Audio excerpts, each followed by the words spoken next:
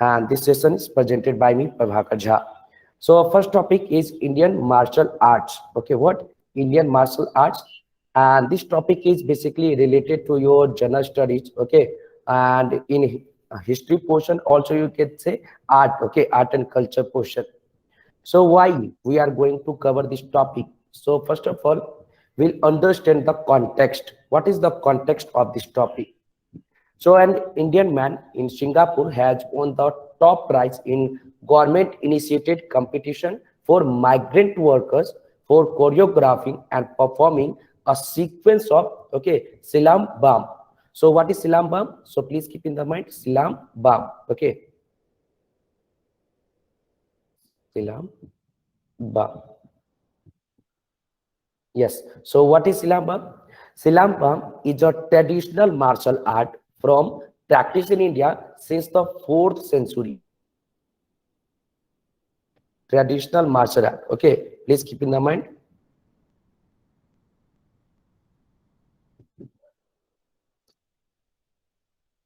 Just a minute.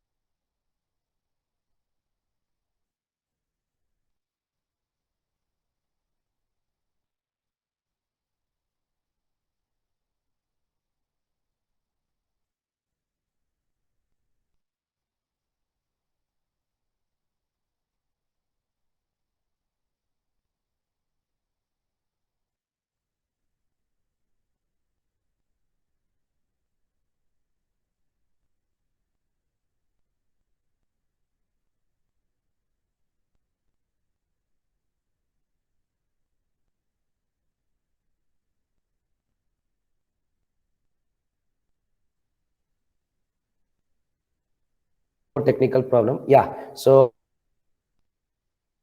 martial act. So I have to first of all, you can sorry. First of the context. What is context? An Indian man in Singapore has won the competition for migrant workers for choreographing and performing a sequence of Silambam. So what is Silambam? Silambam is a traditional martial act, okay, or art from you can say practice in India since the 4th century. Since the 4th century, you'll have to keep in the mind. Okay, very important. So friends, what is the background? Okay, do you know anything about Indian martial art, or do you know anything related to different forms of you can say martial art, different form of dances? Do you have any idea related to any folk dance? Anyone? If you have, please raise your hand. Yes, Nirmala. Sir, martial arts are generally, sir, related with our culture. Sir, it is mainly Yeah, performing, very good. mainly, sir, in South India. Mainly, sir, South India. Some examples, sir, you can say, sir, Yes. from Kerala, we have Kalari Payattu and Silambam from Tamil Yeah, Nadu. yeah. And, sir, Manipur, sir, Yeah, very good, Thangta. very good. Thangta from Manipur, sir. These are, Yeah, sir. yeah. Yeah, yeah.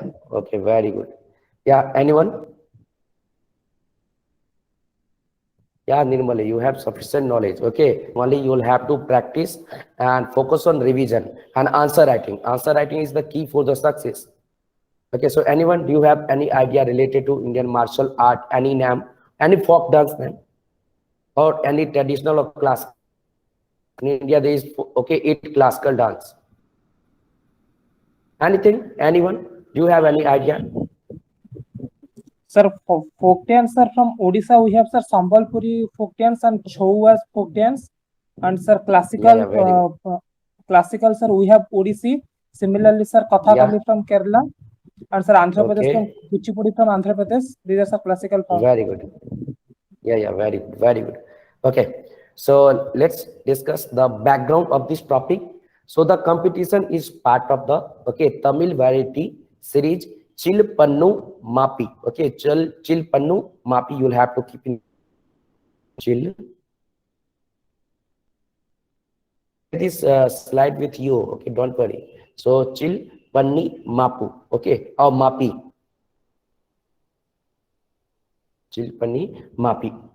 So the competition, okay, competition is part of the Tamil variety series Chilpannu Mapi and commissioned by the Ministry of Communication and Information. Okay, commissioned by the Ministry of Communication and Information.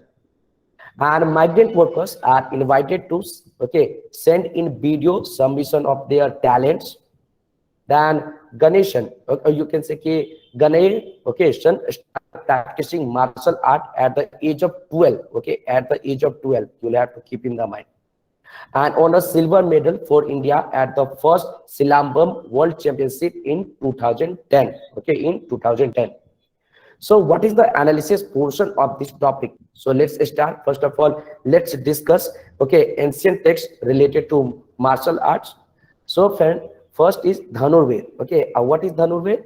Dhanurved is an ancient treatise on the science of archery and art of warfare. And Dhanurved enumerates the rules of archery, rules of bow and arrow making, and describe the use of weapons and then training of the army. Okay, so in Indian Martial Act, you can say first ancient text is Dhanurved. Okay, Dhanurved give the information related to Indian martial art. Then second, Yajurved. So Yajurved, okay, highlights the importance of the science of art and praise those who are well versed in it. So also Yajurved talks about Indian martial art. And then section of Mahabharata, okay, describe wrestler and wrestling and boxing bouts. Okay, so Mahabharata is third. Okay, then Malla Puran. And Malla Puran was probably composed in Gujarat. Okay, and listed various types and techniques of wrestling. Techniques of wrestling. You know, WWF is also types of wrestling. Okay, so world wide fight maybe. Okay, so okay, you will have to keep in the mind. Then Mansulasha is an, okay, encyclopedical work in Sanskrit, and it talks about, it gives information about various types of wrestler and their training methods Okay, so we have discussed, you can say, text on martial march. So is it clear? Do you have any problem? If you have any problem, you can ask or please tell me. So in ancient text, okay, or you can say martial arts talks about, first of all, you can say martial arts. So in an ancient text, first Dhanurved, second Yajurved, third Mahabharata, fourth Mallapuran, and fifth Mansulasha. Okay, clear?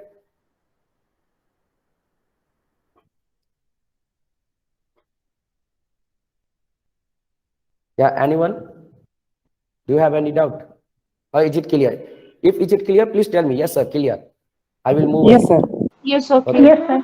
Yes, sir. Wow, very good. Okay. Always try to participate in a discussion because this is very, very important. Okay.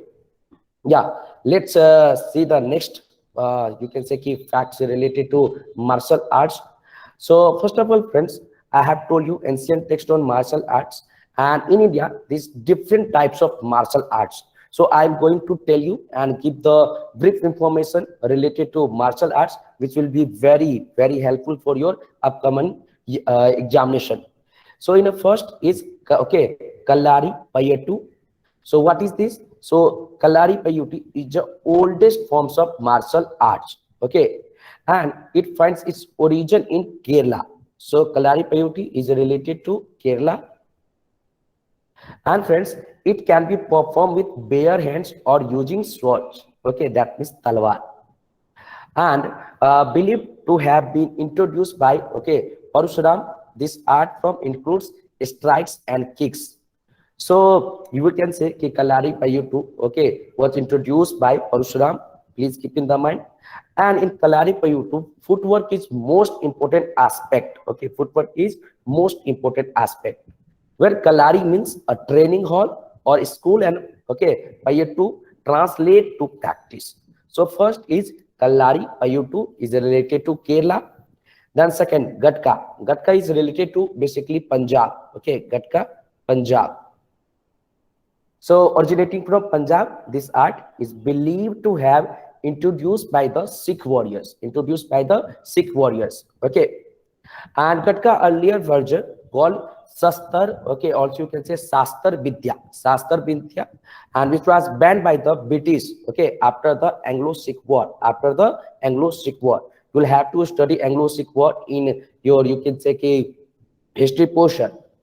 And however, Gatka remains in the spirit and moves very much like the original art form, and though its weapons have changed over time. Okay, so basically Gatka was, you can say, banned by the British, but after that Gatka remains in spirit, okay, and moves very much like the original art form. And Gatka is performed using sticks, kirpan, swords, and katta. Okay, so please keep in the mind. We have discussed Kalari Payuttu related to Kerala, Gatka related to Punjab.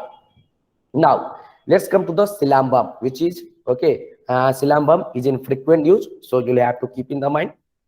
So Silambam related to Tamil Nadu, okay, Tamil Nadu. And Silambam uses animal movements as a form of attack and defense. And friends, it is becoming an increasingly popular art, okay, especially with women who want to learn the different self-defense moves, okay, to protect themselves. Basically, Silambam is related to Tamil Nadu, okay, and also you can say it uses animals movements as a form of attack and defense. And friends, it is a popular art in southern India, and it is practiced by, you can say, girls and female. Okay, why? For self-defense movement. Okay, for self-defense. So you'll have to keep in the mind. And a long stick or a staff is used for mock fights or practice. And friends, Silambam is oldest martial arts that use footwork and attack by the body at different level, such as a snake, hawk, tiger, or monkey. And there is a use of force and smart strategy. Okay, so please keep in the mind, okay, there is a use of force and smart strategy. And Silambam is related to use of force and smart strategy related to, okay, Tamil Nadu, oldest martial art forms that use footwork and attack the body at different levels, such as snake, hawk, tiger, or monkey. So then next, Mardani Khel. Okay, Mardani Khel is related to Maharashtra. So Mardani Khel, okay, originated from Maharashtra, and this is a weapon-based art form. Okay, this is a weapon-based art form. And Mardani Khel saw its emergence, okay, and growth during the Maratha Empire, or basically related to Shivaji, okay, Empire, you'll have to keep in the mind. And after the 1857 revolt, okay, so who was the Governor General of India 1857 revolt? Can you tell me who was the Governor General of India during 1857 revolt? Anyone? Please, do you have any idea? Deji, Devika, Nirmale, Prakshima, Radha, Salvation, Sital, Smruti, Singha, Subralin, Subransu, Suchita, okay, Sucharita, Susmita. Anyone, please tell me. Uttam. Sir, it's Lord Canning. Sir, Okay. John Lord Canning. Okay, very good. Yeah, John, okay, Lord Canning was the Governor General during the 1857 revolt. And after the 1857 revolt, okay, by the Government of India Act 1858, okay, Lord Canning became a first Viceroy of India, because post of the Governor General was changed, okay, as you can say, Viceroy of India. So Lord Canning was the first Viceroy of India. So please keep in the mind. So after 1815, okay, 7 revolt, the British banned martial art, okay, and it was kept alive in the form of a folk game, okay. And however, today it moves and weapons are less dangerous and lethal, and the weapons used included bamboo sticks, daggers, javelin, darts, and swords. Okay, so Mardani Khel is related to Maharashtra. Then Thangta and okay, Sarit Sarak. And basically Thangta and Sarit Sarak is related to Manipur. Okay, Manipur. And what is the means of Thang? So Thang means the sword. Okay, and Ta means the spear. And the Sarit Sarak, on the other hand, is the unarmed art form. And Thangta is also called Ven, okay, Lalong, Ven Lalong. Please keep in the mind. And is practiced using other weapons such as axes and shields. So this is important. Thangta, okay, is also known as Ven, okay, Ven Lalong. Okay. And friends, the sword, however, remains Thangta most okay revered possession with numerous moves that is the training various techniques and drills. So Thangta and Sarit Sarak is related to Manipur. Okay. Now there is Thoda. Okay, Thoda. So Thoda is related to Himachal Pradesh. Related to Himachal Pradesh. And this art form use bows and arrows. And Thoda means a wood, okay, wooden piece attached to the head of an arrow. So please keep in the mind. And Thoda martial art is also performed as a cultural and sporting activity in Himachal Pradesh. And Thoda closely related to the legends of Mahabharata. Okay, the Thoda game is played with two teams with 500 players in each.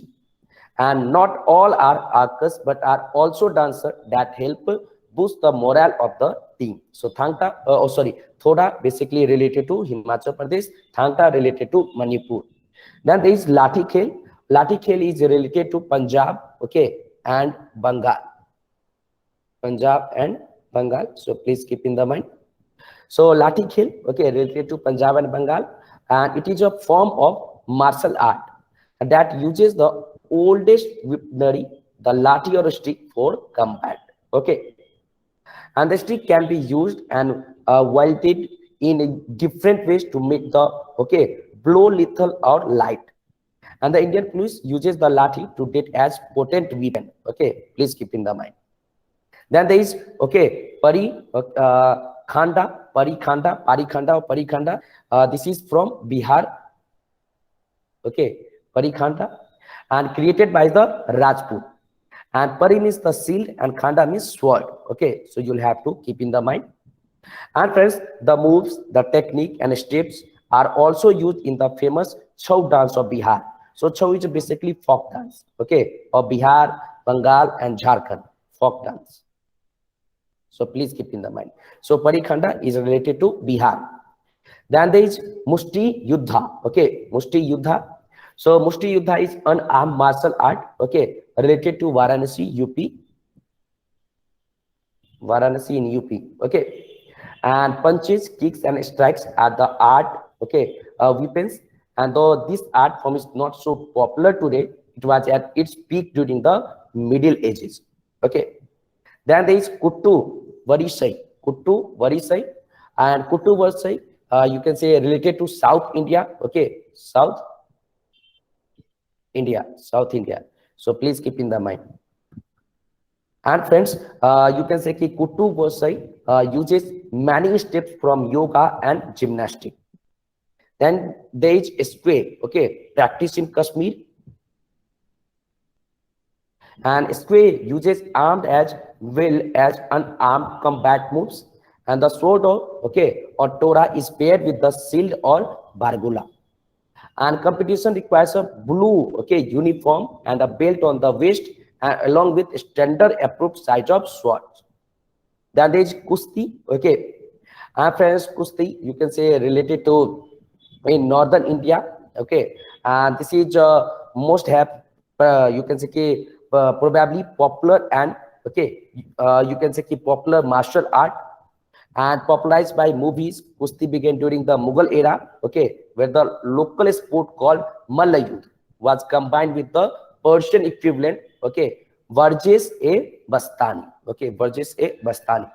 So we have talked about, you can say Mushti Yuddha, Kuttu Varisai, Square, then Kusti, okay. So we have talked about, you can say ancient martial art, which is important for your examination. So do you have any doubt? If you have any doubt, you can ask. And also, if you face any problem, okay, please write down. And whenever I will told you, please ask, you can ask. Okay. So if you have any doubt, please feel free to ask. And also, friends, you will have to revise, okay, because revision is the key. So you will have to revise. Deepika, do you have any problem because you have joined recently? Any problem? Anyone? No, sir. Okay. Anyone? Is it clear? Clear, sir. Yes, sir. Clear, sir. Okay. Thank you. So we have talked about, okay, ancient martial art. So friend, basically, let's discuss the conclusion portion. India is the land of many martial art forms that needed to be encouraged and learned by the future generation. And with karate, okay, then taekwondo and kung fu course available in schools and other training institutions. And it is time that the Indian martial art also find a rightful, okay, place. And the first step is being aware of their existence. And several martial artists practice these Indian martial art forms. And it is also time to give them recognition and learn, okay, from them before it is too late. Before it is too late. तो कहते हैं ना, जब समय भी चिड़िया चुग गई खेत तो अब क्या होगा? तो करना क्या है कि समय से पहले हमें उनको जो है रिकॉग्नाइज करना है, उनको ट्रेन करना है, and after that they will facilitate our training. Okay, so please keep in the mind. So this is very, very important. Yeah, so now let's see the next topic related to current affair, or basically related to Journal Studies paper 2 in UPSC governance portion. Okay, so there is a creation of Ministry of Cooperation. And who is the present minister? Any idea? Who is the present minister of cooperation, cooperative department? Anyone? Amit sir. Who's minister of cooperation? Yeah, very good. Amit Shah is the present, okay, of first you can say ki cooperation minister. So you'll have to keep in the mind. This is very, very important. Okay. So let's discuss the context. So in a historic move, a separate minister of cooperation has been created by the government of India. Why? For realizing the vision of, okay, Sahkar se Samriddhi, vision of Sahkar. Sahkar means cooperation. Sahkar se Samriddhi. Sahkar se Samriddhi. And this ministry will provide a separate administrative, legal, and policy framework for strengthening the cooperative movement in the country. Okay. So what is the background? Background is, friend, the cooperative movement of India is the largest in the world, and it has given birth to different kinds of cooperative societies in different spheres like producer cooperatives, consumer cooperatives, tribal cooperatives, cooperative banks. Okay, and the central government has signaled its deep commitment to community-based development partnership. Community-based development partnership. Okay, please keep in the mind. Community-based development. Do you know in 1952 there was a community development program? Okay, so please keep in the mind. So I told you the central government has signaled its deep commitment to community-based development partnership, and also governments, okay, creation of a separate ministry for cooperation also fulfills the budget announcement made by the finance minister. Okay, so that means there will be separate budget for finance, budget for cooperation department or cooperative department. So what is the analysis portion of this topic? So let's, okay, discuss. First of all, I have told you, okay, what is the background. Now, first of all, let's discuss what is cooperative society. Do you have any idea what is cooperative society? Do you know in the Indian Constitution, there is a 97th Constitution Amendment Act related to cooperative society. So please keep in the mind. And part 9, what? B or C? So you'll have to go through this topic, cooperative department. And this is very, very important. What is the meaning of the cooperative? Please tell me now. According to you, what do you think? What is cooperative? Okay. Or also you can say, what is cooperative society? Please try to think. Think. Sir, Anyone? cooperative means, sir, basically to help each other in any perspective. If we face any problem, we should help him in this way, sir. Yeah, very good. Okay. Anyone else? Yeah, Deji. What is the meaning of cooperative or cooperative society?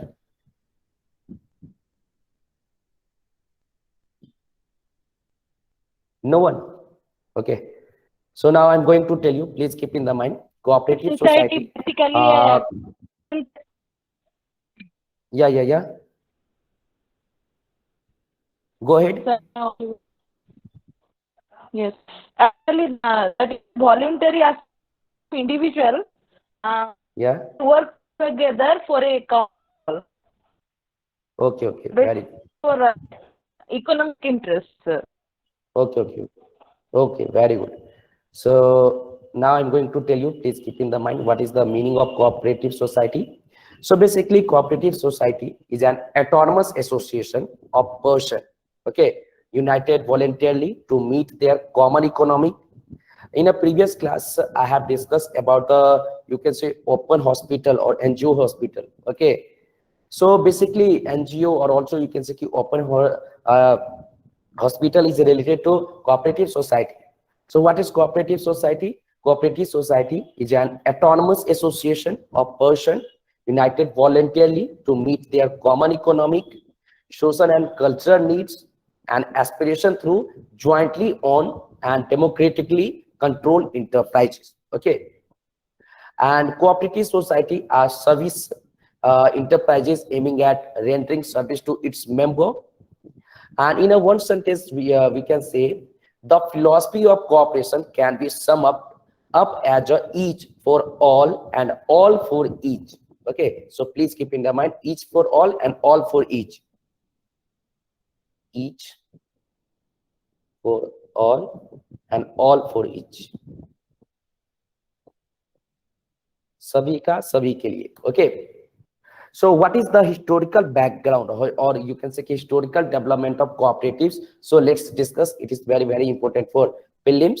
So basically you can see here, first of all, the Cooperative Credit Societies Act 1904. So friends, as its name suggests, the Cooperative Credit Society Act was restricted to credit cooperatives. And by 1911, there were 5,300 society in existence with a membership over 3 lakhs. Okay.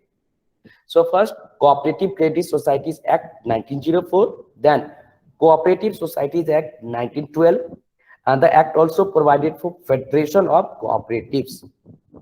Then there is, okay, Maclellan Committee on Cooperation 1914, and committee recommended building up a strong 3-tier structure in every province to provide short-term and medium-term finance.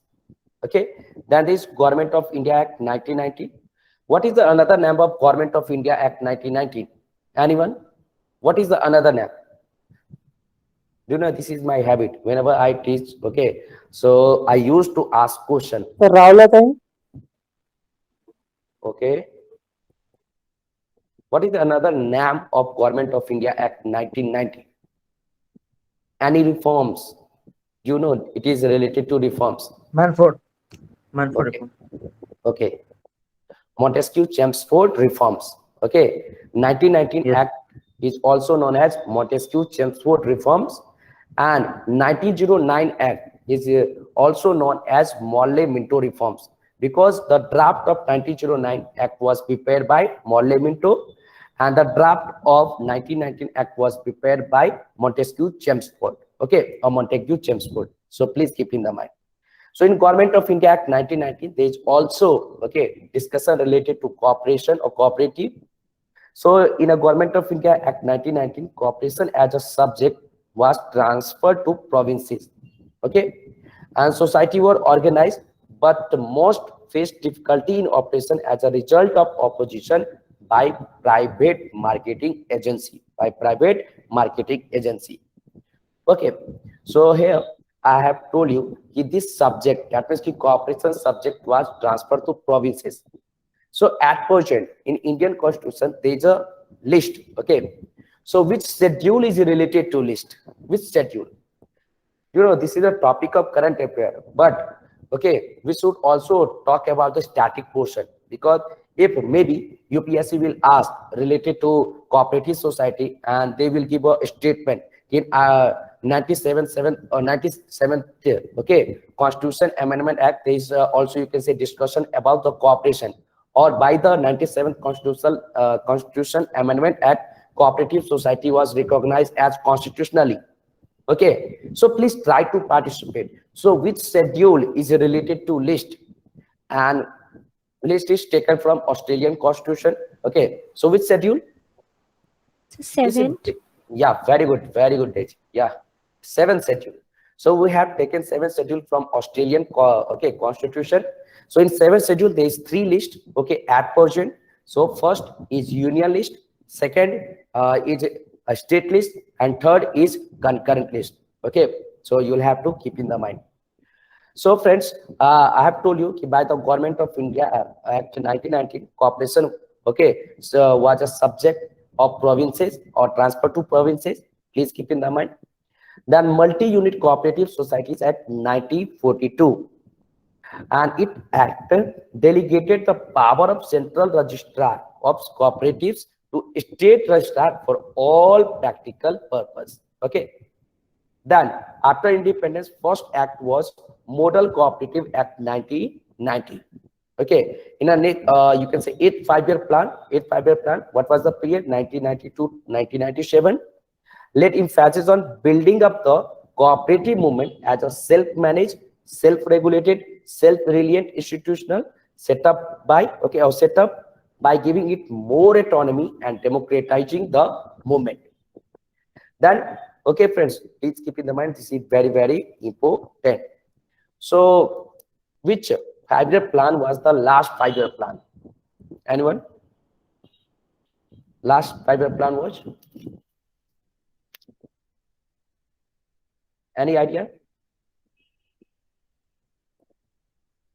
Which 5-year plan was the last 5-year plan? In India, there is, okay, you can say 12 5-year plans. So 12 5-year plan, 2012 to 2017, okay, was the last 5-year plan. And first 5-year plan was introduced in 1951, okay. And what was the duration? 1951 to 1956. So please keep in the mind. And the first 5-year plan, okay, was based on which model? Can you tell me? Harrod-Domer model, okay, Harrod-Domer model. And second 5-year plan, 1956 to 61, was based on Mahalanobis model. Okay, Mahalanobis model. You will study in your economic classes. So this is very important. Okay, I have told you there is model. Okay, Cooperative Act 1992, then Multi-State Cooperative Act 2002, and it enacted in 1984 was modified in 2002 in keeping with the spirit of Model Cooperatives Act 1990. The National Cooperative Policy 2002. Okay, what is the objective? The objective is to facilitate an all-round development of cooperatives in the country. And the policy promises to provide cooperative with necessary support, encouragement, and assistance to ensure their functioning as autonomous, self-reliant, and democratically managed institution and accountable to their member. Okay, this is very, very important. So I have told you. So can you tell me which challenges faced by the cooperative sectors? So cooperative sectors faces very, you can say, challenges, too much challenges. Can you tell me 1 or 2 challenges faced by the cooperative sector? Anyone? Cooperative sector is facing which problem? Which types of problem? Can you tell me? Any guess? Anyone? Lack of subsidies from government. Yeah, very good, Shubhranshu. Okay. Anyone? Nirmalai? Sir, political interference. Okay, political interference. Very good. Okay. Anyone else? Deji? Sir, Deji, sir, there yeah. is sir, no particular and no balanced growth there in every cooperative sector. Okay, very good. Anyone? Okay, no problem. I'm going to tell you, okay, challenges faced by the cooperative sector one by one. So first is membership, okay, challenges. So ensuring active member participation and enabling speedy exit of non-user members has remained a daunting task for cooperatives. Okay, so you'll have to keep in the mind the cooperative sector is facing problems related to membership. Then governance problem. Okay, second, governance problem. So governance issue are primarily focused on the structure of the board. Okay, structure of the board and its relationship with members, manager, and the state. So there is a problem related to governance. Then lack of recognition of cooperative as economic institution. So the lack of recognition of cooperative economic institution meant to serve the needs of its member. And the general perception has been that cooperative are instruments of government meant for public good and therefore need to be supported by the government. Okay, so please keep in the mind. Then board and management interface and accountability. Okay, so cooperative boards suffer from lack of long perspectives, market and business orientation, understanding of the cooperative way of business and how it differs from other enterprises, awareness about the environment. And friends, in a large number of cooperatives, board and executive function are not clearly demarcated and often leading to identity conflicts. Okay, often related to identity conflicts. Then next problem is operation. What next problem is operation? So professionalization and accountability. Then in operation capital, okay, you can say faces problems related to capital, then linkage and competitiveness. And there's also few other problems. So what is the other problem? Accessibility to finance or credit services by members, accessibility to finance credit services by members. Okay, then politicalization of cooperative and control, or also you can say interference by the government. So what is the importance of cooperative? We should discuss what is the importance of cooperative. Can you tell me what is the importance of cooperative? Anyone?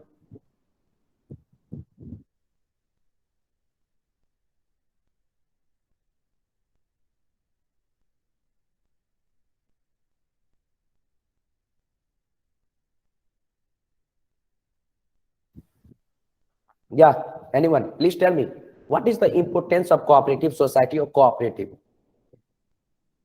I know you can tell me. Okay, please. What is the importance? Okay, what is the importance of society? Can you tell me? That doubles the economic growth. Okay, very good. Economic growth. Yes. Next. Anyone?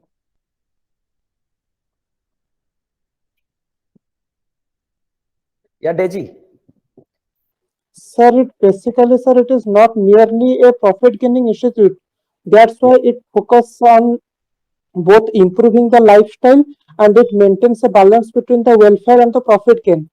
Yes, So very it basically mean for the welfare of the members of the society. okay, good. Okay. So now I'm going to tell you the importance of cooperative one by one. So let's discuss. So first, voluntarily organization. Okay. So the membership of a cooperative society is open to all. Any person with common interest can become a member. And the membership fee is kept low so that everyone would be able to join and benefit from cooperative society. Presently, okay, you can see the example of self-help group in various states. So what is self-help group? This is basically a cooperative society, okay? And that friend, each of formation, okay, each of formation, a cooperative can be formed much easily when compared to a company, okay? Then democracy. So let's see. A cooperative society is run on the principle of one man, one vote, and it implies that all members have equal rights in managing the affair of the enterprises. Then each for all and all for each. Okay, each for all and all for each. So cooperative societies are formed on the basis of self-help and mutual help, and therefore members contribute their efforts to promote their common welfare. Okay, common welfare. Then government support. Okay, government support.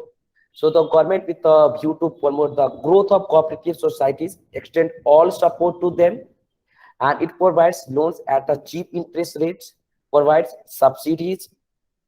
That elimination of middlemen. Okay, elimination of middlemen. So cooperative society can deal directly, okay, with the producer and the ultimate consumer, and therefore they are not dependent on middlemen and can save the profits. That rural credit. Okay, so let's see. So cooperative society have contributed significantly in freeing village from money lenders. And earlier, money lender used to charge high rates of interest, and the earnings of the villager were spent on payment on interest rate, okay, or interest alone. Then role in agriculture process. So friends, they also, you can say, cooperative society serve as a link between the government and agriculturalist, and high yielding seeds, fertilizer, extra are distributed by the government through the cooperative. Then encourages thrifts. Okay, so cooperative society encourages the habit of saving and thrift among their members, and they provide loans only for productive purpose and not for wasteful expenditure. Then fair price and good quality.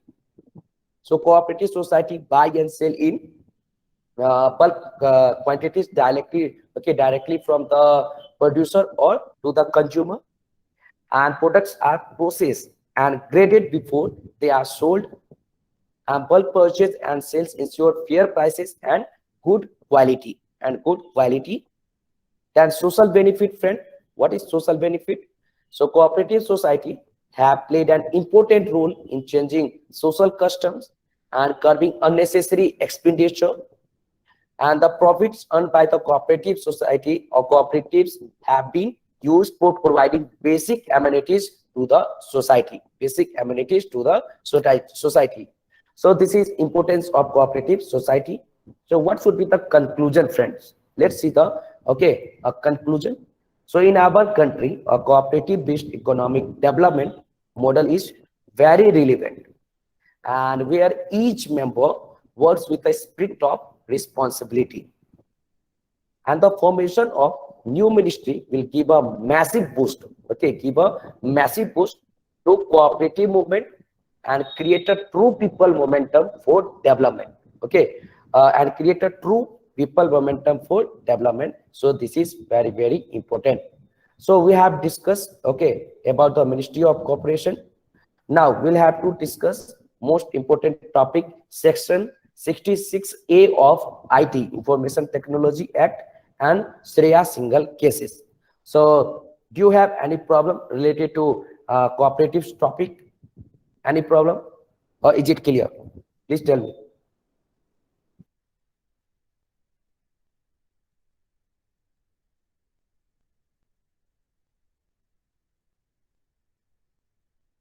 Any problem? Or is it clear? Please tell me quickly. Yes, sir. Clear, sir.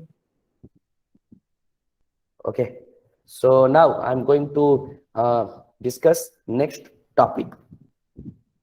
Section 66A of Information Technology Act, or Sharia single cases. Sharia single cases. Okay, so what is the context? So recently, Supreme Court, okay, issued a notice to the center on the use of section 66A of the Information Technology Act and was scrapped several years ago, and said that it is shocking that the judgment striking down the law has not been implemented even now.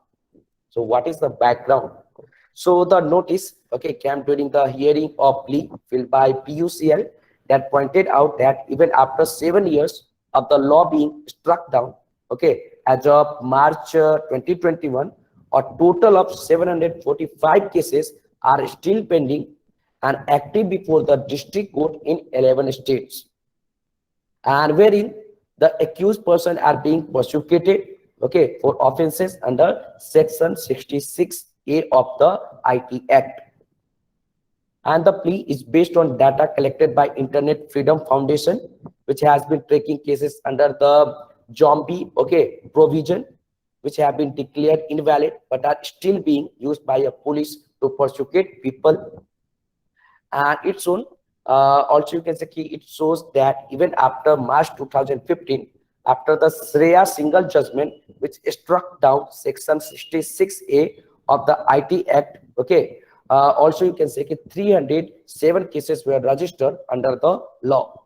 Okay, so what is the analysis portion? So first of all, let's discuss what is section 6A of the IT Act 2006. Okay, so there is punishment for sending offensive message through communication services by, or you can say services or extra, any person who sends by means of a computer resource or a communication device.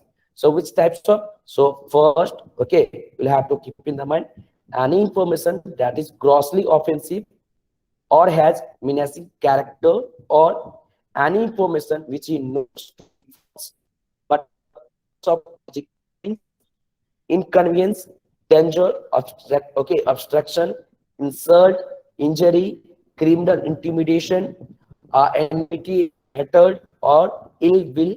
Okay, or you can say persistently by making use of such computer resources or communication device, and any electronic mail or electronic mail message for the purpose of causing annoyance or inconvenience, or to deceive, okay, or to mislead the address or recipient about the origin of such message, and shall be punishable with imprisonment for a term which may extend to 3 years and with the fine. So 3 years you can say imprisonment and also fine. So you'll have to keep in the mind. So section 66A, okay, talks about the punishment. So punishment for whom? Punishment for sending offensive message through communication services. Okay, for example, computer, for example, mail, for example, WhatsApp, for example, WhatsApp Messenger, or whatever. Okay, so you will have to keep in the mind. Then friends, what is the reason to struck down section 66A? What was the reason? Let's discuss. So right under Article 14 and 21, okay, Article 14, right to equality, and Article 21, right to life and personal liberty. Okay, so rights under Article 14 and 21 are breached, okay, in as much there is no, okay, intelligible difference here between those who use the internet and those who by words spoken or written use other mediums of communication. So that means there is a violation, okay, violation of Article 14 and 21. So you can say this is the first reason. And section 66A infringes the fundamental right to freedom, okay, also you can say fundamental right to free speech and expression, and is, okay, and is not saved by any of the 8 subjects covered in Article 19 clause 2. So in Article 19, okay, clause 2, you can say by Article 19 clause 2, government will restrict your right to, okay, of freedom and speech. So there is 8 subjects you can see: in causing of annoyance, inconvenience, danger, obstruction, insult, injury, criminal intimidation, enmity, hatred, or ill will, okay, are all outside the, okay, you can say are all outside the purview of Article 19.2. So Article 19.2 clause, okay, talks about, you can say, defamation, integrity, okay, sovereignty, So you'll have to keep in the mind. Okay, there's also defamation, integrity, sovereignty, and there's a, or you can say ki relation, okay, with another country or foreign country. So you'll have to keep in the mind.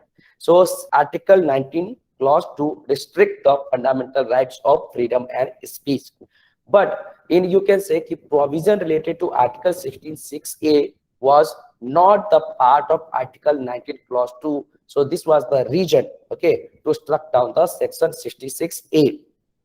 Then none of the, you can say ki none of the aforesaid terms are even attempted, okay, to be defined and cannot be defined, the result being that innocent person are, okay, robbed in as well as those who are not. So you'll have to keep in the mind. Then right of viewers, okay, it infringe has such chilling effect and would not give them the benefit of many shades of gray in terms of various points of view that could be viewed over the internet, okay. So these were the reason to struck down the section 66(a). So what was the Sharia single judgment order? Let's discuss Sharia single judgment order, because this is very, very important. Or you will have to keep in the mind Sharia single cases is related to section 66(a) of the Information Act. Okay, so what is the Sharia single judgment? Let's discuss. So section 66(a) of the Information Technology Act 2000 is struck down in entirely being violative of Article 19, okay, section 8 clause 1, okay, and not saved under Article 19 clause 2. And section 69(a), okay, and the Information Technology, you can say K rules 2009 are constitutionally valid. And section 118D, you'll have to note the, okay, not keep in the mind, you'll have to keep in the mind basically Sharia single case is related to section 66(a) of the IT Act. Okay, so section 118 clause D of the Kerala Police Act is struck down being violative, okay, of Article 19 clause, okay, 1 subclause A and not saved by Article 19 clause 2. This is not important. Okay, so why we need a regulatory mechanism for online media? We should discuss why we need a regulatory mechanism for online media. So let's discuss the point. Okay, so can you tell me why we need a regulatory mechanism for online media? Can you tell me, anyone?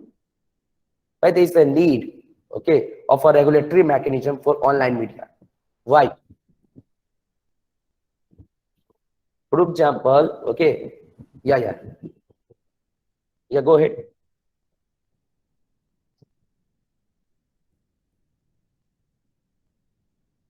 Anyone? Can you tell me why there is a need of regulatory, okay, mechanism for online media? Anyone? Sir, nowadays social media is very much popular in youth population and also in aged people.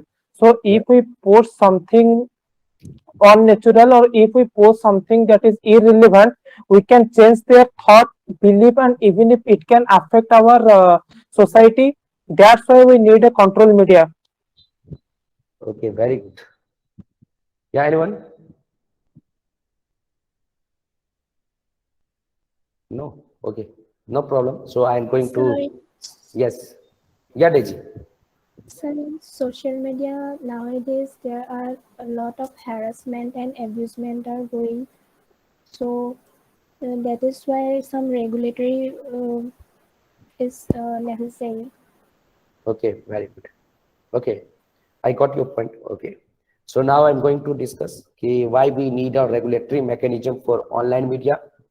So first of all, friends, you can see here, you can see here, 66, okay, 66(a) has proved to be useful remedy, particularly in situation of sensitive nature, okay, concerning religious and communal sentiment.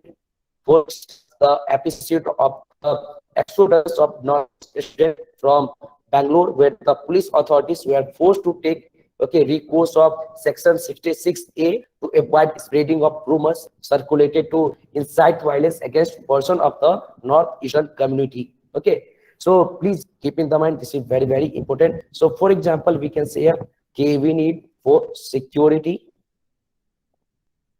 okay, and then stop fake news, fake movement, fake, okay, propaganda. So please keep in the mind. And 66A provided an opportunity to genuine victims of cyber harassment to obtain immediate relief against content that may be insulting or injurious, okay, in nature. Then application of which has now made police authority toothless in dealing with the, okay, growing menace of cyber bullying. So you'll have to keep in the mind.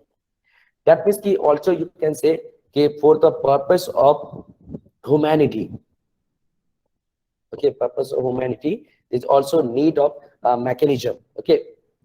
Then a multiracial, multicultural country like India, where free speech is susceptible to misuse on sensitive grounds of communal, political, and religious bias, and is not, okay, prepared for such an absolute and unrestrained right. So you'll have to keep in the mind, keep for non-violence, okay, for controlling the violence, there is also need of mechanism. So please keep in the mind, this is very, very important. So I have told you, okay, the need of a regulatory mechanism for online media. So I have told you the reason, okay. Now, creating a balance between granting a right and preventing its misuse. This is most important topic, or, okay, means, so you'll have to keep in the mind, because these, okay, you can say ki news related to section 66A. So there should be a also you can say ki balance between the granting a right and preventing its misuse. That means ki there should be rights and also restricted rights. So that means ki rights should not be absolute. Okay, rights should not be absolute. So please keep in the mind. It's very, very important. Okay. Now, friends, let's discuss creating a balance. So how to create? It would have been more desirable to establish elaborate, okay, threshold for the court to be able to determine the parameter within which to review the liberty to exercise one's right to free speech. For instance, its intent and context, severity or range of its impact, its probability of creating public unrest or insult. And judiciary being an independent body, okay, free of political commercial influence, ideally prescribe an mechanism that effectively balance the right to free speech while also guarding the right to protect one's privacy and reputation by appropriate harmful content online. And the intent and object behind the section 66A and the constant need for monitoring the harmful effects of unrestricted free speech should have been borne in mind by the bench, while also ensuring that exaggerated and frivolous allegation with vested interest are restrained. Okay. Then considering the you can say promptness and range with which information goes viral in today's time, the court should have taken this case as an opportunity to answer the question as to which categories and forms of freedom of expression should be reasonably restricted. So we can say, okay, above discussion, we can say judiciary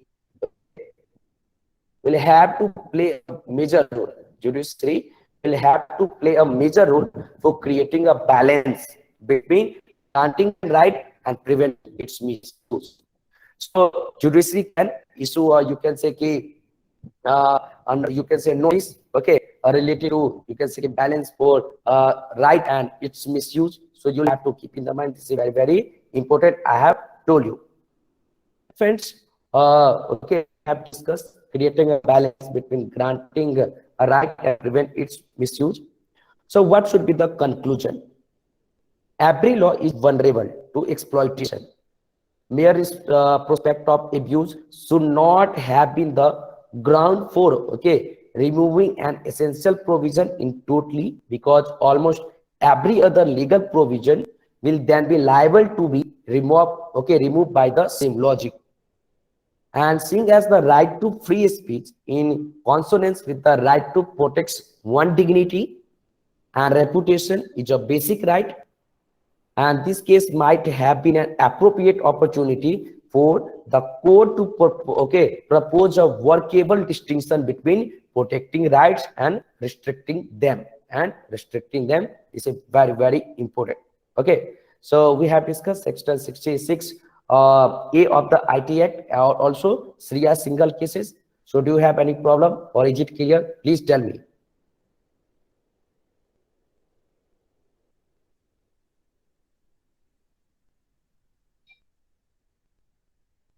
Any doubt? Clear. Okay. Meena, Subhranshu, Prakshima, Devika, any doubt? Nirmalay, Susmita. No, sir. No, sir. Okay. So now I'm going to discuss a new topic for the mains, and also this topic is also important. So please keep in the mind. So I'm going to discuss new app for fisheries sector. Okay, new app for fisheries sector. So this topic is related to economy paper 3. What is the context? Union Minister of Fisheries, Animal Husbandry and Dairying launch a new exclusive app, the Matsya Setu app. Okay, the Matsya Setu app, the Matsya Setu app. Okay, and you can say ki Matsya Setu app promises to be a great help to all those wanting to become aqua farmers. Okay, to become aqua farmers. So Matsya Setu app is related to aqua farmers. Aqua farmers. And this has brought to our focus a deeper analysis of Indian fisheries industry. So what is the background? So India has a coastline of 7,516 kilometers. So India has a coastline of 7,516 kilometers in 9 states and union territory. Okay, an exclusive economic zone of 2.02 million square kilometer. Okay, exclusive economic zone 2.02 million square kilometer. You will have to keep in the mind. Okay, and more than 1 billion people, nearly 20% live in the coastal area. Nearly 20% live in the coastal area. Okay, and fisheries and aquaculture play an important role in its economy and livelihood. And according to the last estimates, 2017, the sector provided about 13 million jobs. 13 million jobs. Fisheries sector, 30 million jobs. 4.1 million in aquaculture, 6.3 million in inland capture, 1.9 million in marine capture, and 0.5 million for others, including subsistence. And women representing about 32% of the people employed in the sector, 32% in 13 billion. Okay, 32% female or women. You will have to keep in the mind. And friends, what is the analysis portion? Let's see. What first of all, let's talk about the app. What is this app? Okay, so it app was developed by the ICAR. Okay, Central Institute of Freshwater Aquaculture. So ICAR, Indian Council of Agriculture Research. Okay, so it app was developed by ICAR, Central Institute of Freshwater Aquaculture in Bhubaneswar, with the funding support of the National Fisheries Development Board, Hyderabad. Okay, so funding support of the National Fisheries Development Board, Hyderabad. And the online course app to disseminate the latest freshwater aquaculture technology to the aqua farmers of the country. And it app has species-wise, subject-wise, self-learning online course modules where renowned aquaculture experts explain the basic concepts and practical demonstration on breeding, seed production, and grow out culture of commercially important species like carp, catfish, scampi, morel, ornamental fish, pearl farming, extra. Okay, pearl farming, extra. So this is all about the app I have told you. So do you have any idea related to schemes or schemes for fishery sector? So there is a scheme, Pradhan Mantri Matsya Sampada Yojana. Okay, Pradhan Mantri Matsya Sampada Yojana. You'll have to keep in the mind. So please, okay, go through the Pradhan Mantri Matsya Yojana. Then also there is Blue Revolution. Okay, Blue Revolution. So what is Pradhan Mantri Matsya Sampada Yojana? So it is a scheme to bring out the blue revolution through sustainable and responsible development of fishery sector in India at an estimated investment of you can say 2050 crores for holistic development of fishery sector, including welfare of fishers. And Pradhan Mantri Matsya Sampada Yojana is being implemented in all states and union territories for a period of 5 years, 2024-2025. And Pradhan Mantri Matsya Yojana is designed to address critical gaps in the fisheries value chain, from fish production, productivity, and quality to technology, post-harvest infrastructure, and marketing. And it aims to modernize and strengthen the value chain, enhance traceability, and establish a robust fisheries management framework, while simultaneously ensuring the socio-economic welfare of the fishers and fish farmers. So I have discussed related to Pradhan Mantri Matsya Sampada Yojana. So what is Blue Revolution? So Ministry of Agriculture and Farmers Welfare, Department of Animal Husbandry, Dairying and Fisheries has restructured the scheme by moving all ongoing schemes under an umbrella of Blue Revolution. And the restructured scheme, provides focused development and management of fisheries, covering inland fisheries, aquaculture, marine fisheries, including deep sea fishing, mariculture, and all activities, undertaken by the National Fisheries Development Board, Hyderabad. And components covered: National Fisheries Development Board and its activities, development of inland fisheries and aquaculture, development of marine fisheries, infrastructure and post-harvest operation, then strengthening of database and geographical information system of the fishing sector, then institutional arrangement for fishery sector, then monitoring, control, and surveillance, and other need-based intervention, and national scheme of welfare fisheries. So friends, there is also Fisheries and Aquaculture Infrastructure Development Fund. So creating and modernization of capture and culture fisheries infrastructure, and creation of marine aquaculture infrastructure, then creation and modernization of inland fisheries infrastructure, that reduce post-harvest losses and improve domestic marketing facilities through infrastructure support, then to bridge the resource gap and facilitate competition of ongoing infrastructure project. So this is very, very important. So this is all about fishing and aquaculture infrastructure development. Then friends, there's a fish, you can say fishes problems. So fishes problems and challenges. What is the problems and challenges? Let's discuss.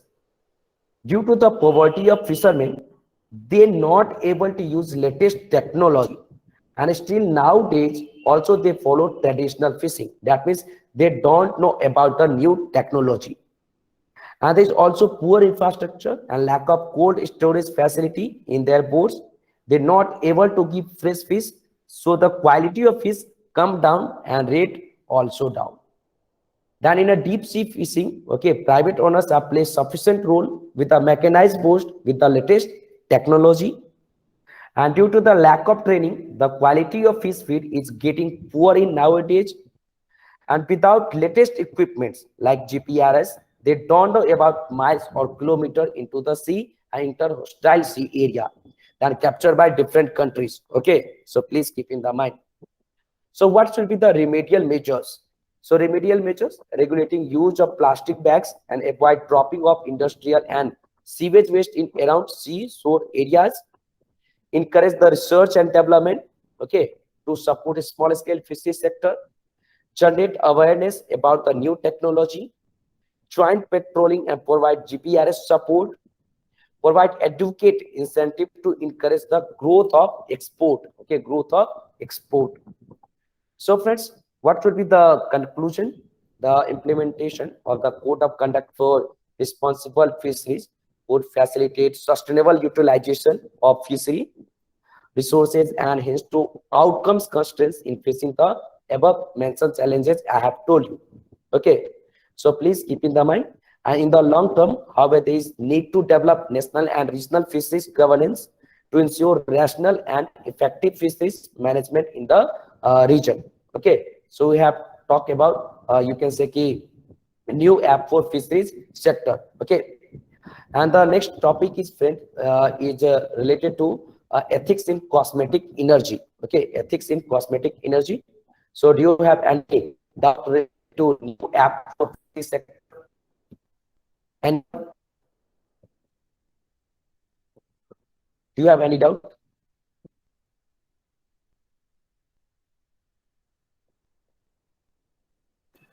No, sir. Okay.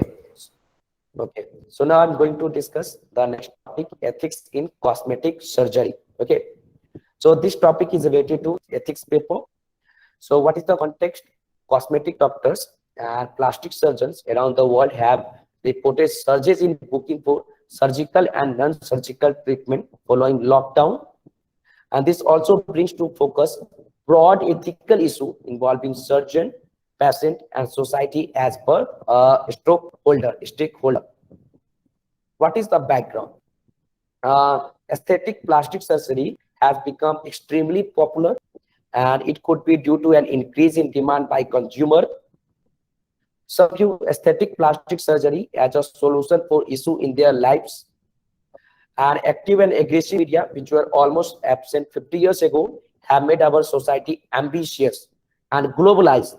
Okay, the you can say perception of what is attractive and desirable, and the abuse of ethical principle in plastic surgery has become more noticeable, especially where the mental and emotional state of patient is concerned.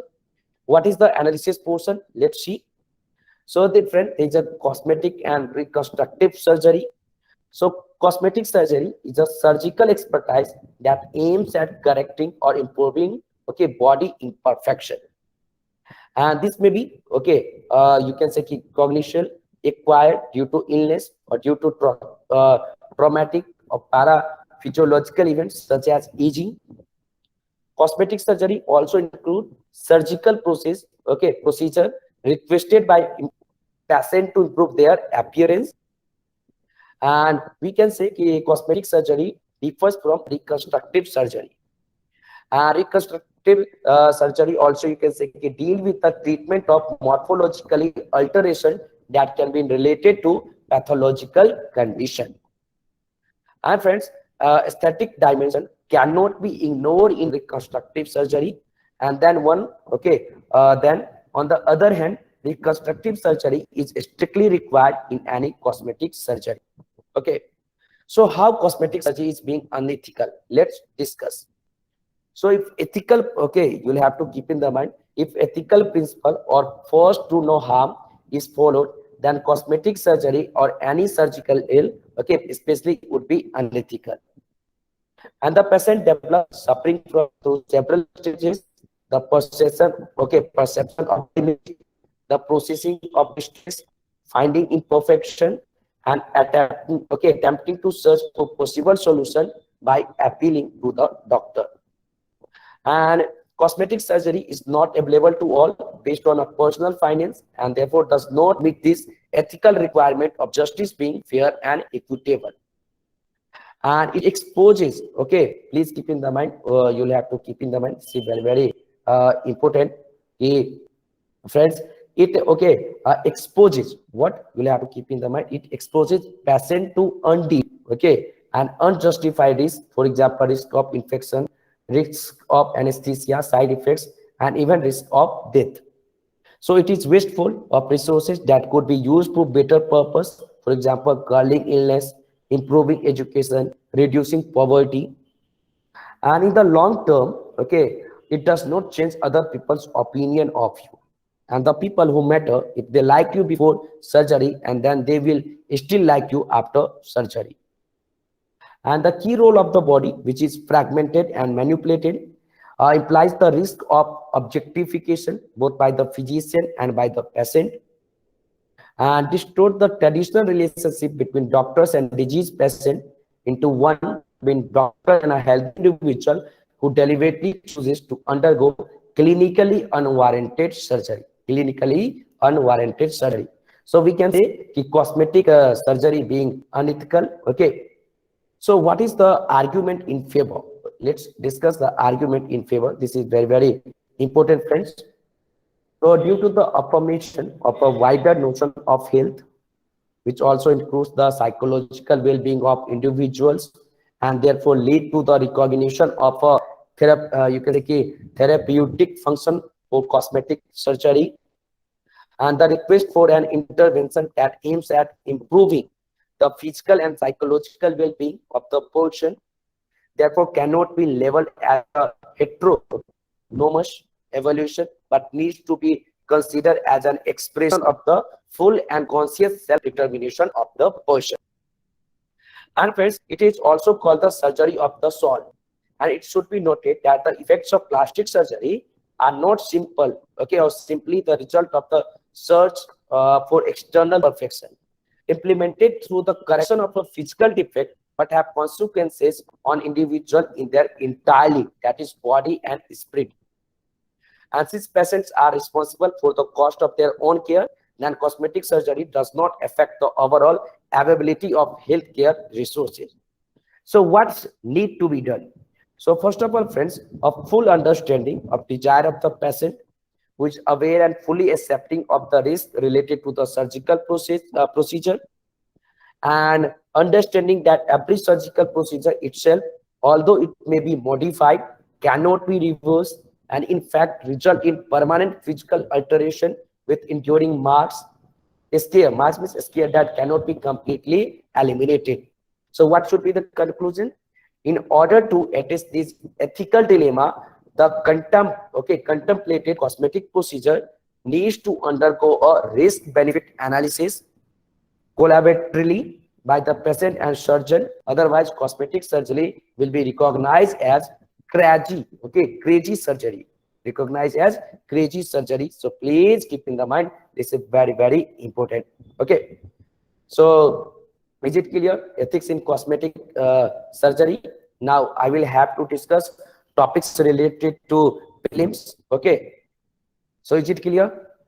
So if you have any doubt, you can raise your points. Okay. Yes. So, so I didn't understand the difference between reconstructive surgery and cosmetic. Okay. Reconstructive surgery and reconstructive surgery. Okay. So now I'm going to tell you, please keep in the mind. So first of all, cosmetic surgery is a surgical expertise that aims at correcting, improving body imperfection. Okay, so please keep in the mind. And there may be a, you can say, acquired due to illness, due to traumatic or psychological events such as aging. And cosmetic surgery also includes surgical process, okay, or also you can say surgical procedure requested by the patient to improve their appearance. So you'll have to keep in the mind. And you'll have to keep in the mind reconstructive surgery, okay, deals with the treatment of morphological alteration that can be related to pathological condition.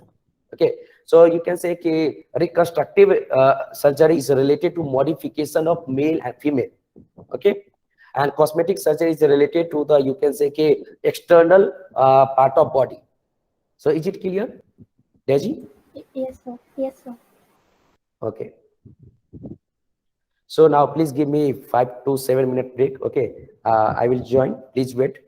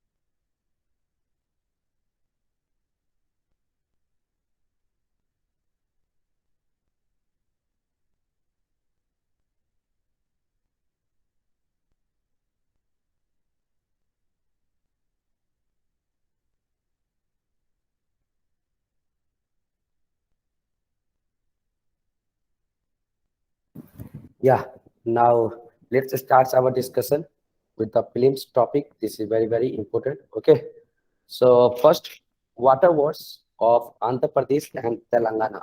Andhra Pradesh and Telangana will study or will understand this topic in detail. So first of all, I'm going to tell you about the context. So you have read news related to water wars between Andhra Pradesh and Telangana. So an ongoing, you can say ki Jala, Jagdam fight over water resources. Once again, drew the police forces of Andhra Pradesh and Telangana into a tense standoff, standoff at the common reservoirs of the two states. So what is the dispute between, what is the water dispute between the Andhra Pradesh and Telangana? Let's discuss. So first of all, they are disagreement over the sharing of Krishna River water between two states. So first of all, let's discuss the concern of Andhra Pradesh. So Andhra Pradesh alleges that Telangana has been drawing Krishna water from four projects: Jurla, Srisellam, Nagarjun Sagar, and Pulli Chintala. For why hydropower generation without approvals from the Krishna River Management Board.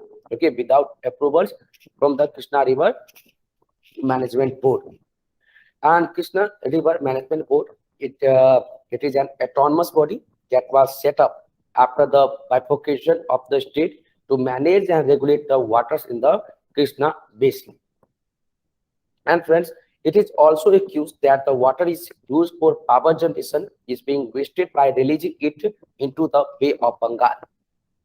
And what is the concern of Telangana? So Telangana opposed the irrigation project of the Andhra Pradesh government, especially Royal Sima lift irrigation project, and which it claims is illegal. This is the concern of Telangana. This is the concern of Telangana. So friend, there is a distribution of water between the two states. So what is the distribution? Let's see the distribution. So the two states agreed to split the water share 66:34 on an ad hoc basis until the Krishna Water Dispute Tribunal to decide the final allocation. And Telangana has called for a 50-50 ratio allocation of water from the Krishna River. From the Krishna River. So how the river water dispute are resolved? Let's see. So first of all, friends, you can see here the end of a century old Warangal. So Kaveri stretches over 802 kilometers with origin at Tala Kaveri of Karnataka, Kodagu district. So you will have to keep in the mind. So basically, friends, there is a water dispute between Karnataka, Andhra Pradesh, then Tamil Nadu. Water dispute between Tamil Nadu, Karnataka, then Andhra Pradesh, Telangana. So please go through this image. Try to understand the, you can say, water dispute in our country, and so this will be very important. So how the river water dispute are resolved? In the case of Telangana, the 3-member dispute resolution committee could not arrive at any decision, and Telangana wants the Krishna Water Dispute Tribunal to permanently settle the water dispute in the meantime. And the Inter-River Water Dispute Act 1956, it is an act under Article 262 of the Constitution. Then RS Sarkaria also recommend for the inter-state river water dispute. So please keep in the mind.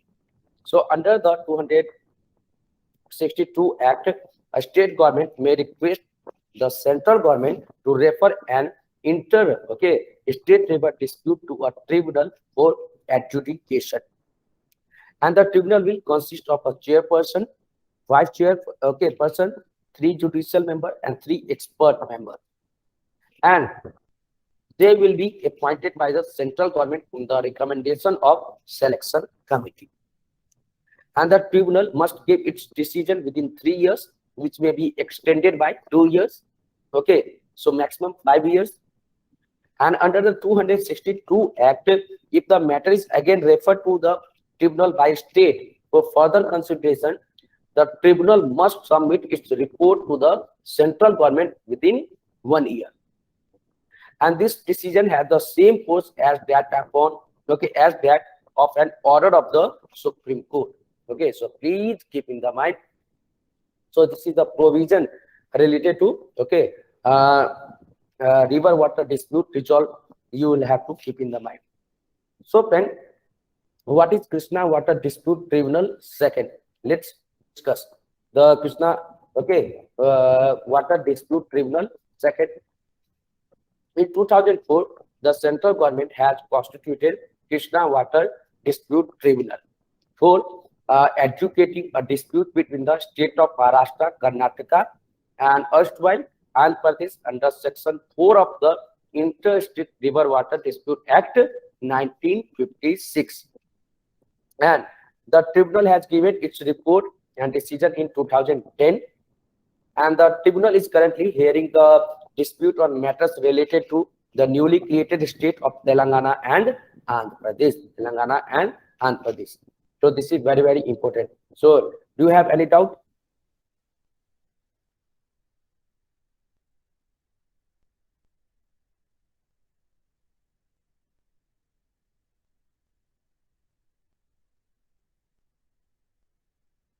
Any doubt?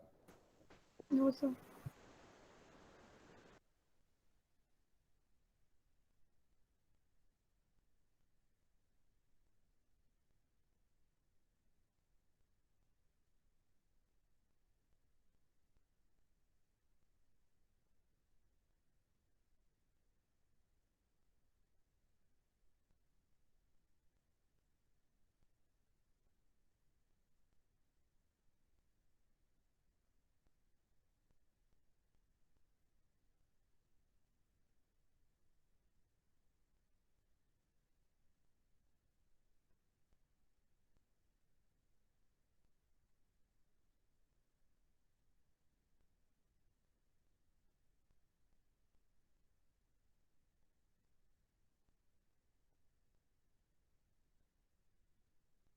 Yeah, let's discuss next topic. And the next topic is friend, Open Network for Digital Commerce. Okay, ONDC, Open Network for Digital Commerce. I'm going to discuss. So first of all, what is the context? The Department for Promotion of Industry and Internal Trade, okay, DPIIT. So the Department for Promotion of Industry and Internal Trade issued orders appointing an advisory committee for its open network for digital commerce. So what is open network for digital commerce? Let's understand. So the project is aimed at curbing digital monopolies, and this is a step in direction of making e-commerce process open source, thus creating a platform that can be utilized by all online retailers. Open Network for Digital Commerce aims at promoting networks developed on open source methodology using open specification and open network protocols independent of any specific platform. So what is open source? What is open source? Friends, do you know about the open source software? If you have any idea, do you have any idea? Anyone? Do you know about the OBS? Okay, OBS is a streaming software. Okay, so now I'm going to tell you the open source. What is the meaning of open source? Making a software or a process. Open source means that the code or the steps of that process is made available freely for others, to use, redistribute, and modify. And an open source project means that anybody is free to use, study, modify, and distribute the project for any purpose. And these permissions are enforced through an open source license, using adoption and facilitating collaboration. For example, while the operating system of Apple's iPhone, iOS, is closed source, and meaning it cannot be legally modified or reverse engineered. And Google's Android operating system is an open source, and therefore it is possible for smartphone, okay, OEMs such as Samsung, Xiaomi, OnePlus, etc. to modify it for their hardware. Okay, so please keep in the mind. So what are the benefits of open network for digital commerce? Let's see.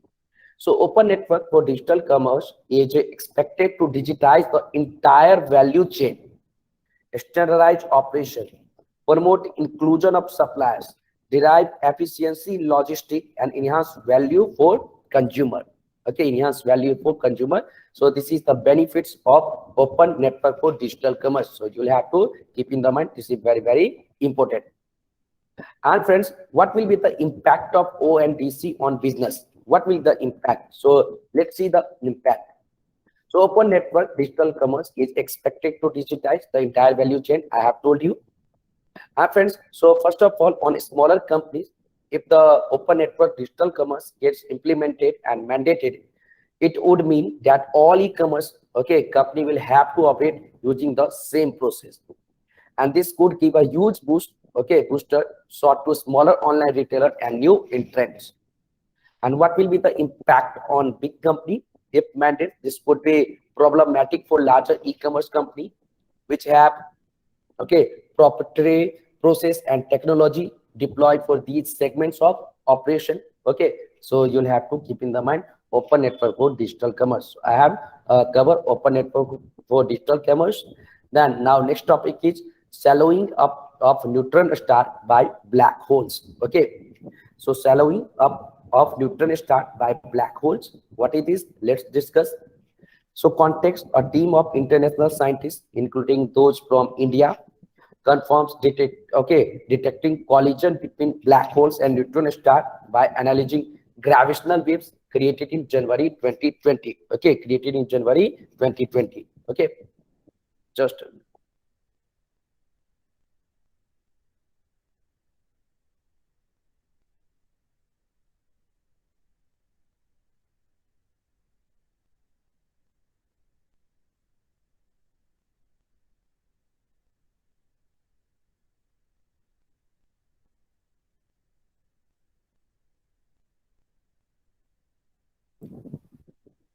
yeah. So a team of international scientists, including those from India, confirms detecting collision between black holes and neutron stars by analyzing gravitational waves created in January 2020.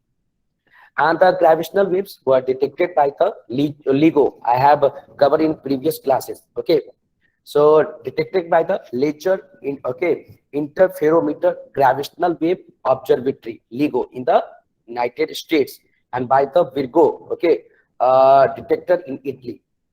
And the researcher, or also you can say research, also involved scientists from the LIGO, India's scientific collaboration, and the collaboration of other Indian institutions. So I have covered, okay, you can say LIGO. What is LIGO? Can you tell me, anyone? Because I have covered in previous class, any previous classes. What is LIGO? Anyone, do you have any idea? Can you recall? What is LIGO? Oh, please focus on revision, okay? If you are not able to tell me what is LIGO, then what is the benefit of this class? Because I have covered in, okay, any previous classes. Yeah, Uttam. Sir, LIGO stands for Laser Interferometer Gravitational Wave Observatory. Yeah, but what is this? It's a gravitational wave observatory. Yeah, very good. Okay, thank you. Yeah, so now I'm going to tell you about the LIGO. Please keep in the mind, LIGO stands for Laser Interferometer Gravitational Wave Observatory. Okay, LIGO stands for Laser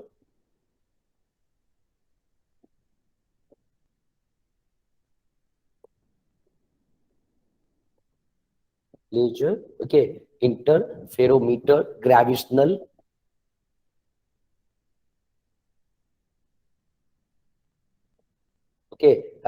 gravitational wave observatory.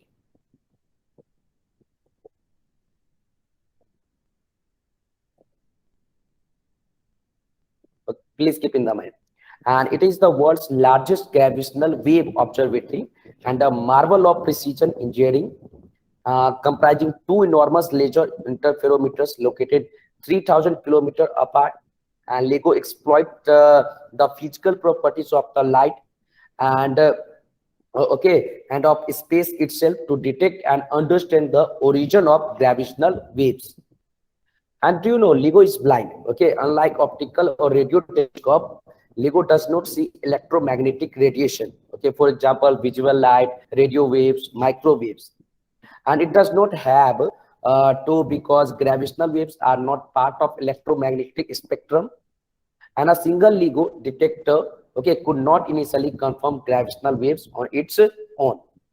So what is the key finding related to, okay, swallowing up of neutron star by black holes? Let's see the key finding. What is the key finding? So scientists detected the gravitational waves earlier in 2020 as a result of the two merger of celestial bodies. Now it is found that these waves were generated by the process of swallowing neutron star by the black hole.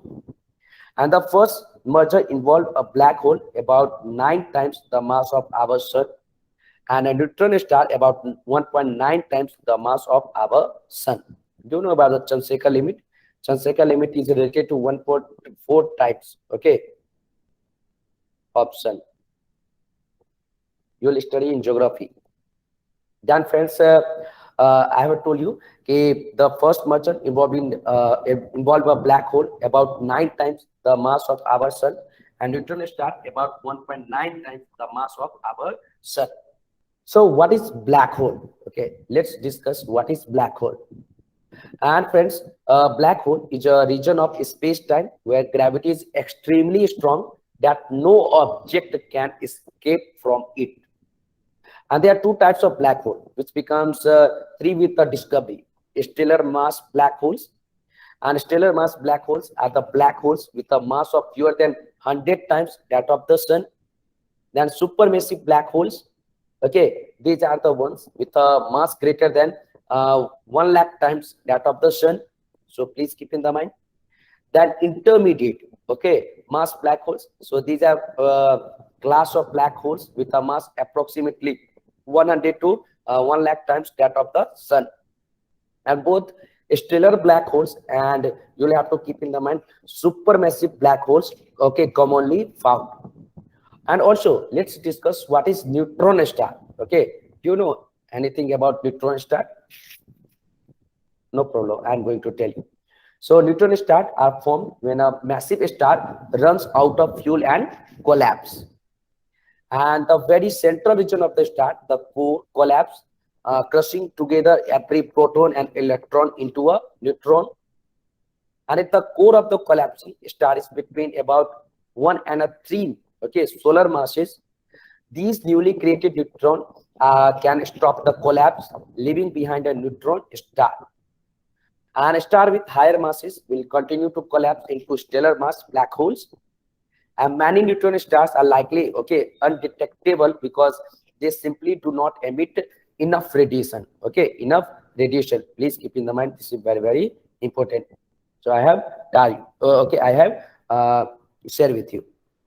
Okay, then जो friend next जो है हम लोग discuss करते हैं और अभी देखते हैं कि yes, what is the significance of the discovery? What will be the significance of the discovery? This is very, very important. Okay, so I have told you this thing. Yes, what is the importance of the discovery? So it will be helpful to answer some of the significant questions such as how many of these systems exist, how often they merge, and okay, and why we have not yet seen examples in the Milky Way. So what is the gravitational waves? Gravitational waves are ripples in the space-time fabric. And gravitational waves are created by extreme events such as the collision of two black holes or two neutron stars. And they were first discovered in 2015 and since then observed in the collision between similar cosmic bodies. Okay, similar cosmic bodies. So you'll have to keep in the mind. Now friends, let's discuss the next topic, and the next topic is Project Bold to boost tribal income and reduce desertification. So this is related to science and technology. So unique, okay, scientific exercise serving the combined national objectives of reducing desertification and providing livelihood and multidisciplinary rural industry support has been initiated by the Khadi and Village Industries Commission. That means KVIC, okay, Khadi and Village Industries Commission. And the project is named BOLD. What is the meaning of the BOLD? A BOLD stands for Bamboo Oasis. Okay, Bamboo Oasis. Okay, please keep in the mind. Bamboo Oasis on land in drought. In drought. Okay, so this is you can say कि bamboo stands for BOLD stands for Bamboo Oasis on lands in drought. So what is this? So the project is the first, okay, of its kind exercise in India, launched from the tribal village, okay, Nichla Mandava in Udaipur, Rajasthan. And under the project, special bamboo species such as Bambusa tulda and Bambusa, okay, polymorpha, especially brought from Assam, have been planted over the vacant arid Gram Panchayat land. And Khadi Village and Industries Commission has created a world record of planting the highest number of bamboo sapling on a single day at one location. And Project BOLD Bamboo Oasis on land drought seeks, okay, to create bamboo-based green patches in arid and semi-arid land zone. And it is aligned with the efforts for reducing land degradation, preventing, okay, desertification in the country. And this initiative has been launched, okay, as a part of Khadi Village Industries Commission Khadi Bamboo Festival to celebrate 75 years of independence, Azadi Ka Amrit Mahotsav. And Khadi Village and Industries Commission is set to replicate the project, okay, at village Dholera in Ahmedabad district in Gujarat and Leh Ladakh, okay, region by August this year. So this is very, very important. So why bamboo has chosen? Let's discuss why bamboo has chosen, friends. So bamboo grows very fast, and in about 3 years, they could be harvested. And bamboos are also known for conserving water and reducing evaporation of water from the land surface, which is an important feature in arid and drought-prone region. So what is the significance of the project? So friends, it will help in reducing the land degradation percentage of the country. It will support sustainable development and food security. And the project would support self-employment in the region. Sorry. The project will benefit a large number of women and unemployed with youth in the region by connecting them to skill development program. So what is the Indian government steps to reduce desertification? There is Pradhan Mantri Fasal Bima Yojana, Soil Health Card Scheme, Soil Health Management Scheme, Pradhan Mantri Krishi Sinchai Yojana, Per Drop More Crop, Forest Landscape Restoration FLR, then Bone Challenge in India, the United Nations Convention to combat desertification. Okay, you'll have to keep in the mind. So this is very, very important. Now, friends, let's discuss the next topic, and the next topic is Nipun Bharat Mission launched. Okay, Nipun Bharat Mission. So this is related to economy. So the Department of the Department of School Education and Literacy, Ministry of Education has launched National Initiative for Proficiency in Reading with Understanding and Numeracy. That means Nipun Bharat. Nipun Bharat. So please keep in mind, Ministry of Education. Ministry of Education. So what is Nipun Bharat mission? So it is among the series of measures taken for implementation of National Education Policy 2020. What is the vision? Vision of Nipun Bharat mission is to create an enabling environment to ensure the universal acquisition of foundational literacy and numeracy, so that every child achieve the desired learning competency in reading, writing, numeracy by the end of grade 3 by 2026-17. And it will be implemented by Department of School Education and Literacy, Nipun Bharat. And the Lakshya are based on the learning outcomes developed by the NCERT and international research and ORF studies. And there will be a special emphasis on capacity building of teacher, then a special package for foundation literacy and numeracy under NISTA, okay, is being developed by NCERT. And around 25 lakh teachers teaching at pre-primary to primary grade will be trained, okay, this year on FLN. So you'll have to keep in the mind. Then friends, a 5-year, okay, oh sorry, you can say a 5-tier implementation mechanism will be set up at the national, state, district, block, school level in all states and union territory under the aegis of centrally sponsored scheme of Samarg Shiksha. Samarg Shiksha. So what will be the expected outcomes? Okay, what will be the expected outcomes?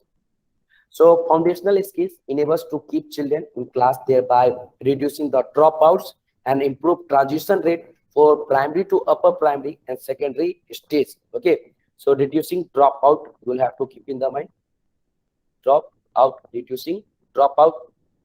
Then actively based learning and conducive learning environment will improve quality of education. Quality of education will enhance.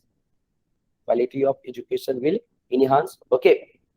That innovative pedagogies such as toy-based and experimental learning will be used in classroom transaction, thereby making learning a joyful and engaging activity. Okay. So learning will enhance. Okay. Then friends, intensive capacity building of teacher will make them empowered and provide greater autonomy for choosing the pedagogy. Okay, so that means teachers training, teachers capacity building.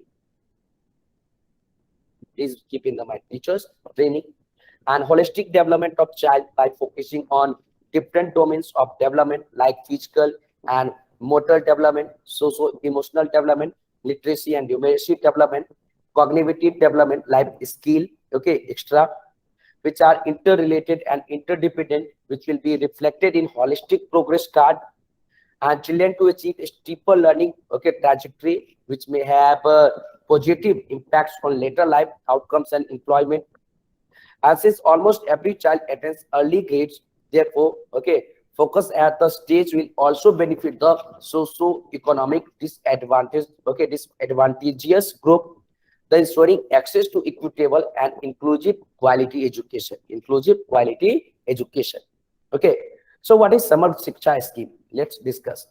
So Samarg Shiksha scheme is a centrally sponsored scheme, and you can say the implementing agency of Samarg Shiksha scheme is Department of School Education and Literacy, and it is a sector-wide development program to help to harmonize the implementation mechanism and transaction cost at all levels, particularly in using state, district, sub-district level system. And the integrated scheme envisages the school as continuum from preschool, primary, upper primary, secondary to senior secondary levels.